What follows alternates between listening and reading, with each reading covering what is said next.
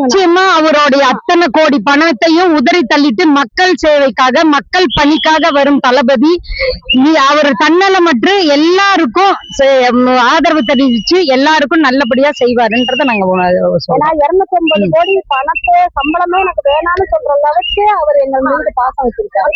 அதற்காக தான் நாங்க எங்களோட ஒவ்வொரு நாள் ஊதியத்தையும் விட்டுட்டு நாங்க ஒவ்வொரு வார்டா போய் ஒரு லேடிஸ் அதிகமா இங்க வரோம்னா காரணம் எங்களுக்கு பின்னாடி இருக்கிற எங்களோட தோழல் படைகள் எல்லாருமே எங்களுக்கு ஃபுல் பாதுகாப்பு.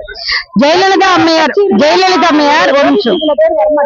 ஜெயலலிதா அம்மையார் மக்களால் நான் மக்களுக்காக நான் அப்படின்னு அம்மா சொன்ன வார்த்தையின் மந்திரமா தளபதி அதே மாதிரி மக்களால் நான் மக்களுக்காக மட்டுமே நான் அப்படின்னு நிப்பாருன்ற உறுதி கூறுறோம்.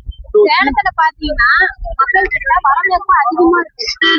நாங்க இது வரைக்கும் அவங்ககிட்ட போயிட்டு நாங்க சென்றடிமா நாங்க போய் சொல்லிட்டு இருக்கோம். அப்ப பாத்தீங்கன்னா வரவேற்பு அதிகமா இருக்குது. நம்பிக்கை 100% நம்பிக்கை இருக்குது. நம்ம விஜய் அண்ணா தளபதி அண்ணா வந்துருவாரு. சிஎம்மா கண்டிப்பா கான்ட்ராக்ட் இருக்குங்க. நாங்க ஃபீல்டுக்கு டெய்லி நாங்க ஈவினிங் ஆனா போயிட்டு தான் இருக்கோம். ஒவ்வொரு மக்களையும் சந்திச்சுட்டு தான் இருக்கோம். Door by door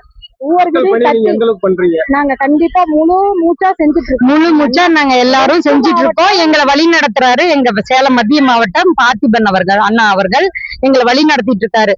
daily evening நாங்க போய் தினமும் ஈவினிங் 5 to 8 நாங்க பெண்களாகிய நாங்கள் எங்க வீட்டு இதை மறந்து நாங்க போய் தளபதிக்காக நாங்க வேலை பார்த்துட்டு தான் இருக்கோம். ஃபீல்ட் ஒர்க் பண்ணிட்டு தான் இருக்கோம். இப்ப ஒரு 6 மாசம் நாங்க கஷ்டப்படுறத நாங்க பார்த்தோம்னா ஒரு 5 ஆண்டு அளவு பாத்தீங்கன்னா நாங்க ரொம்ப கஷ்டப்பட வேண்டியதா இருக்கும்.